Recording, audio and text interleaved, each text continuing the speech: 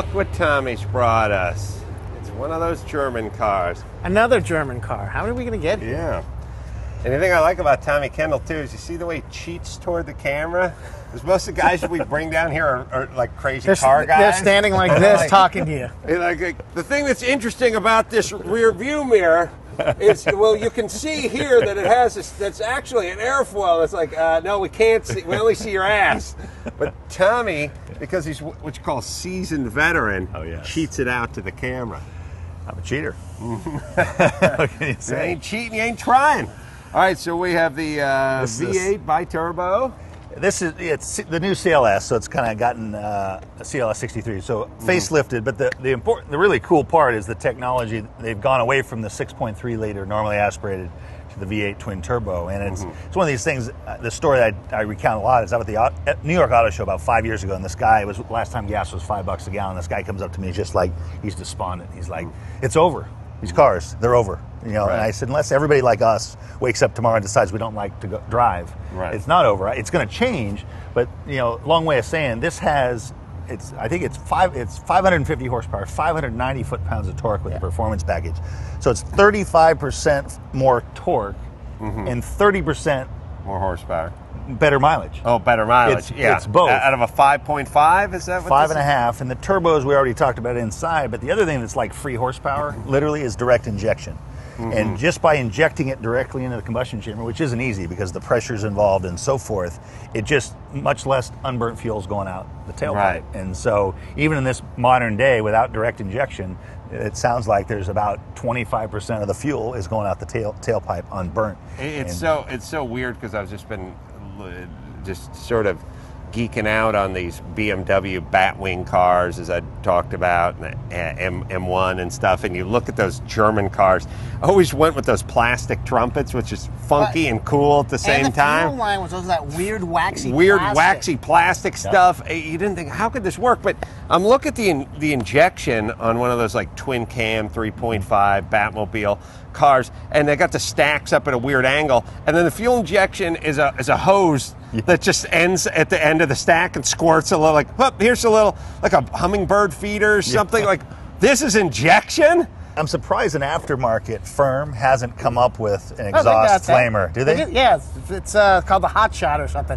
Basically, it's a spark plug ignition coil box, and you stick the pipe. It's like a bung for a spark plug, and you can run it, or you can also add the Hot Shot with the propane option. I think it's called Hot Shot or something like that. The hot rodders and that's kind of more lowrider sort of deal. Yeah, so you don't have to be driving to get the Hot Shot to happen. So you can run propane, or there's one where I think you just run a spark plug in there and you just pump it and turn the key off or whatever. If you turn the Germans loose, though, it would work even better. This one, this car has an engineered backfire. It started with the 6.3 liter, where under diesel, like if you used to go to watch the races, that kind of raspy, pull in the muffler. With modern engine management, that doesn't happen anymore. And they said, well, you know what, we need that. And so the blips on downshift, and they actually had an engineered backfire because it had to get that sound. To have that sound, yeah. The greatest engineered backfire ever was our buddy John had a VW Bug, like a 71 VW camper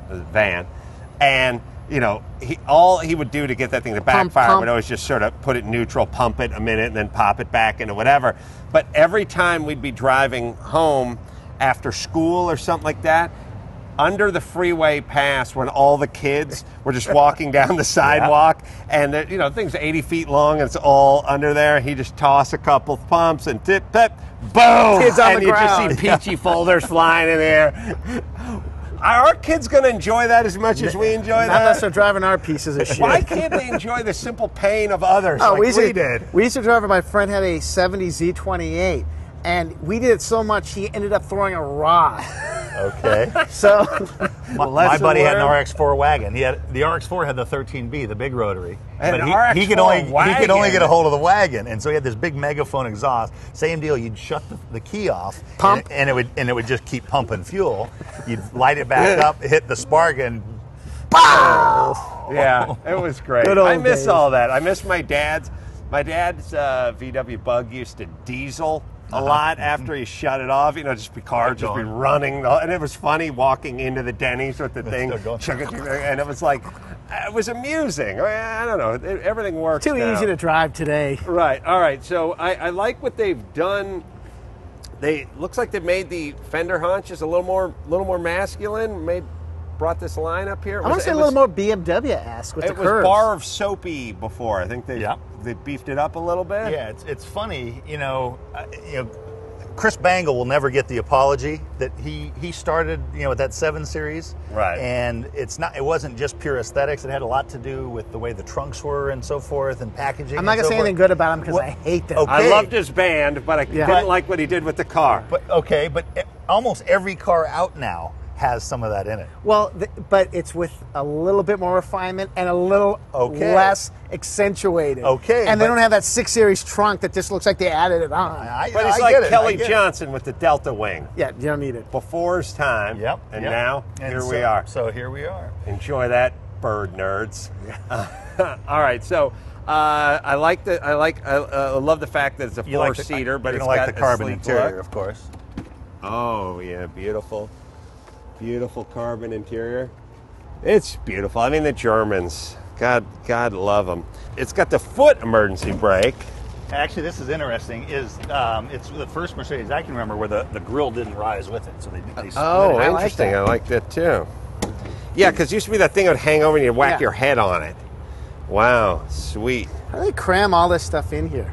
Yeah, I mean, that's the crazy part with packaging.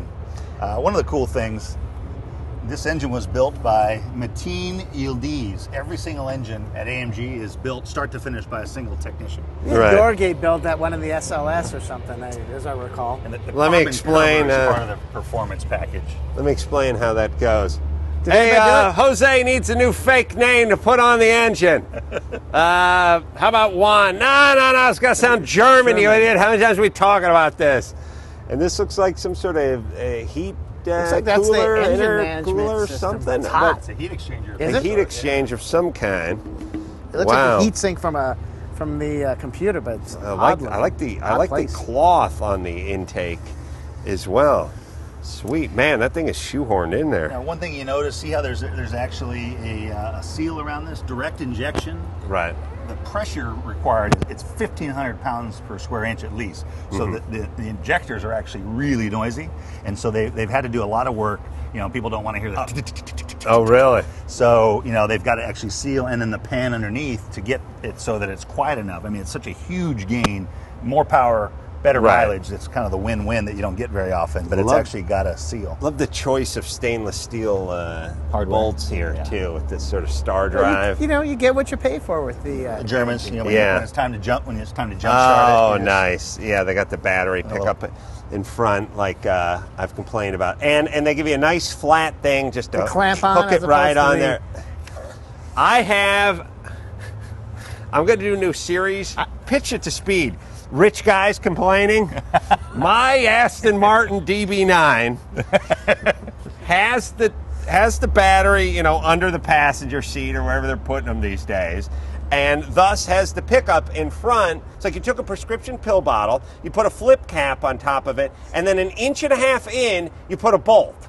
Except for an octopus that was bred with a monkey and given all the M&Ms in the world could not get. I had to screw a nut and then another bolt on there to extend it so I could grab it with the thing. It was designed for the coat hanger jump, you probably hardly ever have to jump that car. Only every time I started. It's a weird thing, too. Like, where they always good thing. I had that with the Ferrari. I had it with the Aston Martin. I go, first off, when you buy the car, they should say, I hope you plan on driving this car every single day, including weekends and holidays. Did your car come with my car came with a battery charger. Mine did not. The guy did not say anything. Oh, he kept it, They sucker. should give you hey, man, if you don't drive this car every 20 minutes, it's going to stop on you. And then when you say to them, I don't get it, because I got a Nissan Maxima that's been parked out in my driveway for 6 months. I get in there and it fires right up, and they're like, this has an alarm. I'm like, so does the Maxima. It's the This is analog fuel clock. injected. It's like it's an analog clock. What is that? What's going on that's so complicated that it's got to completely be drained inside of 48 hours? I think it's just Blinking red LED. No, I think it's just old technology. I think they also did some sort of weird consumer. And by the way, when I went to Seth MacFarlane of the Family Guy's house, he said, "Oh, you got a DB9?" And he said, "It never starts, so I can't drive it." I think there's a part of them that likes it. Like, you're driving an Aston Martin when you're not driving an Aston Martin. I just fired mine up the other day, but mine came with a little black battery. The trickle. Yeah, and a jack. But the thing that's disturbing about this whole thing is that they know you're not going to drive it because there's a jack and a switch and a battery kill button, all kinds of weird stuff in there that you've never seen on a German car. I just figured out what I can get you. The manual has everything. I can get you a license plate frame for your other car that says, "My other car is a DB9 with a dead battery." Yes, thank you. Or my other car's a pony I like as well, too. All right, should we fire this thing up? Sure. Here's another thing. All right. Healthy. See, I want them to change the model number to CLS65. Yeah, because they're still at 6. I Yeah, like they're at CSL63. Why the aren't they at olden 5.5? days, you got a German car, you got a 450 SL, it was a 450. 4.5 liter. This is actually one of the first that doesn't match, and they have some sort of a spiel on why that is. They didn't want to keep changing. They had a it bunch around. of logos left over they didn't Stupid sell. gay So Americans, they ain't gonna give a shit. Yeah, and it is true. Your average guy, if you asked him whatever, beyond it saying Saab or Audi or Lexus, past that, what those numbers indicated would completely be out the window. Well, thank you, Tommy. No, thank you. Always a delight. I like the We'll give you the livery. We'll give you the full tour, and I'm looking forward to coming on to test drive whenever you're ready to have Next me. time, no Prius. You were a good sport on that. some You were nuts a this good time. sport. By the way, I did a great piece of producing, by the way, just to let you know how TV guys work. You're like, "Hey, Adam, let's get you in a Prius, let's top it off, and let's just see how far you get before you run out of gas." And I'm like, "Well, that'll be a little past Phoenix." And they're like, "Yeah, and then we'll fly." And I'm like, first off, you're not paying me anything. Secondly, I don't want to drive for 9 hours straight and then end up being For the payoff. 2,000 miles from my house. I said, I got a better idea. Eyedropper. Why don't we see how far we can get on 2 gallons? We'll go from Santa Monica, we'll go from the pier, and I'll see if I can make it to Santa Barbara. And they're like, all right, let's do that. And I was like, that's the way you guys got to be thinking. That's where I get the big bucks. Yes, Tommy Kendall, Twitter him at? Tommy Kendall 11. And again, look out for Test Drive on Speed. And over and out.